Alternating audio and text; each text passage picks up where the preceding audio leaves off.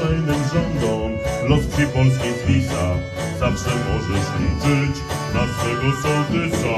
Gdy kryzys zagląda w okno twojej chaty, pamiętaj, że sołtys to jest brat naprawy. Tylko sołtys Wąchocki, jedyny taki na świecie, by kłopotów i zmartwień pod dywan nie zamiecie. O sołtys Wąchocka nie wszystko naprawi, lecz słowem pocieszy, kawałem rozbawi.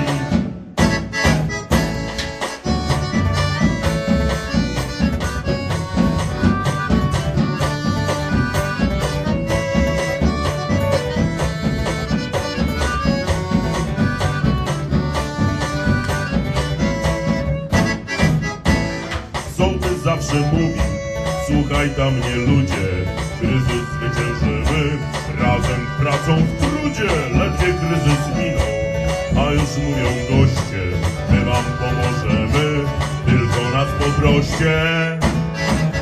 Tylko sołtys Wąchocki, jedyny taki na świecie, by kłopotów i zmartwień pod dywan nie zamiecie.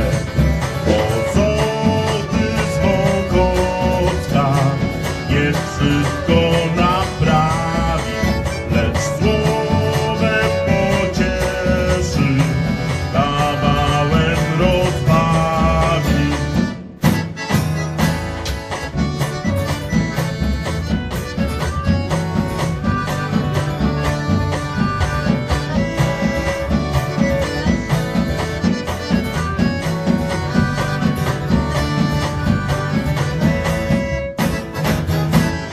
Sołtys na to patrzy, ręką szuka bata, chętnie ich przywita, czym chata bogata.